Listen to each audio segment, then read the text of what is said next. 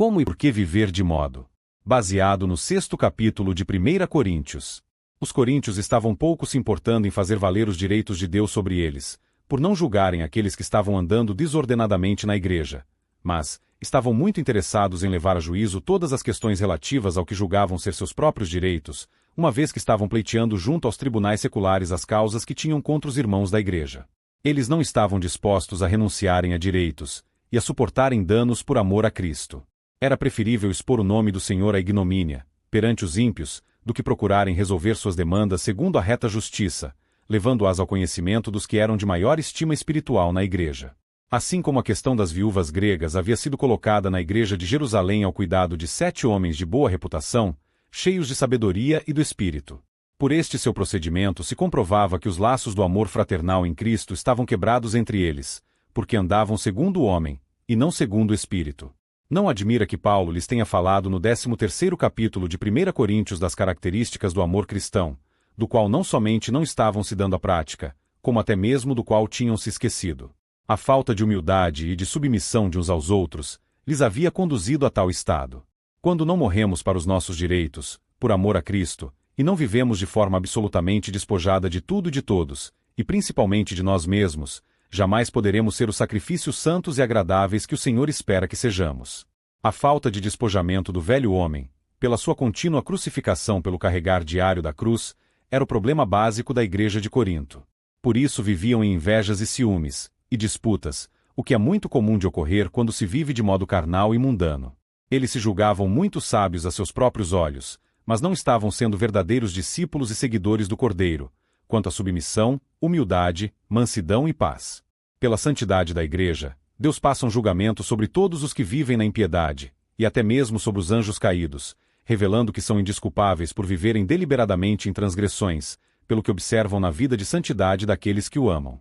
Mas, com seu comportamento desviado, a igreja de Corinto não podia atender a esta função que o Senhor deu aos cristãos, de ser luz do mundo e sal da terra. Para que serve o sal se vier a perder o seu sabor? Para que serve a luz caso se apague, ou seja, escondida debaixo de um cesto? Tal é a dignidade que Cristo atribui aos santos, que se sentarão com ele em seus tronos para julgarem os ímpios e os anjos caídos no dia do juízo final. 1 Tessalonicenses 3 verso 13. Quando se tem a forma de piedade, por um viver religioso exterior disfarçado, enquanto se abriga as obras da carne no coração, é impossível se viver a vida justa com agrado a Deus, pois ele conhece perfeitamente o que está no coração e não se deixa enganar por ninguém. Ele não se ilude com o beijo de Judas, pois sabe que vem acompanhado de perversidades que se pretende disfarçar com o beijo da traição.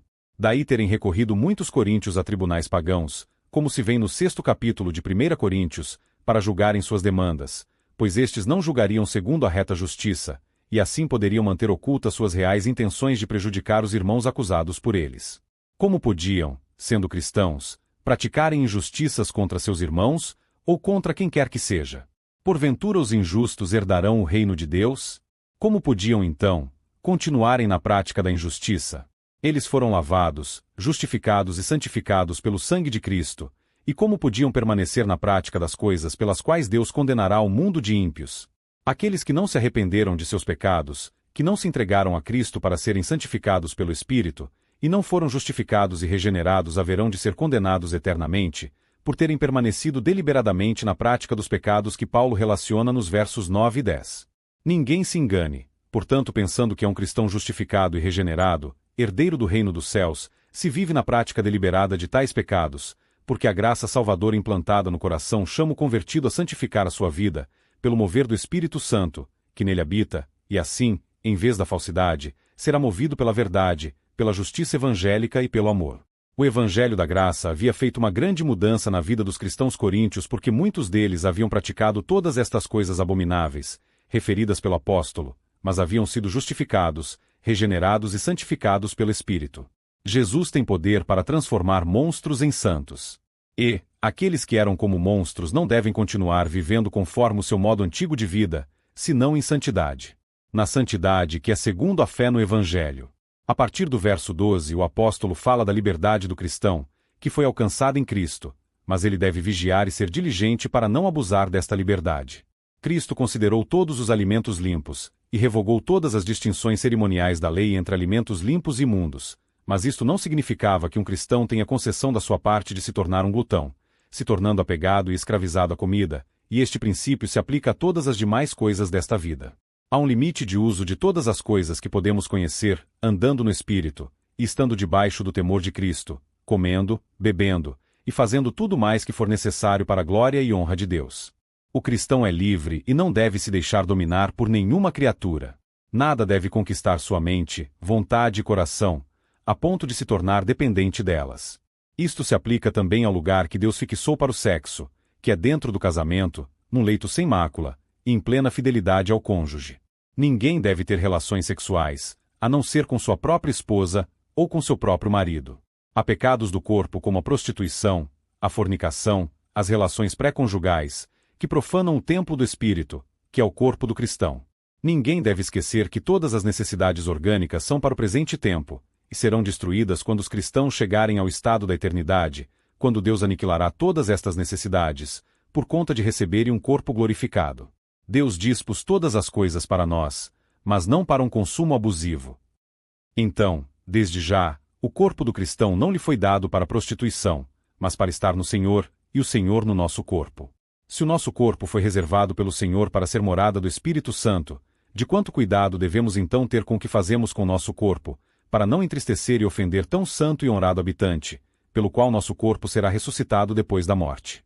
Se o corpo de cada cristão se tornou um membro do corpo de Cristo, como pode ser admitida a ideia de que tal templo santo seja unido sexualmente a uma meretriz? Aos olhos de Deus, quem faz isto, está se casando com ela, e isto significaria tornar os membros de Cristo participantes de uma meretriz. No Senhor, os cristãos formam um só espírito com Ele, e por isto devem fugir da prostituição, porque isto significa pecar contra o seu próprio corpo, que é templo do Espírito. Além disso, nosso corpo é propriedade de Deus. Não pertence propriamente a nós, e não nos cabe determinar qual é o uso que pretendemos fazer dele, se nos colocarmos debaixo da direção do Espírito, porque sendo seu templo, temos o dever de zelar pela purificação do nosso corpo, e cuidar para mantê-lo saudável e limpo.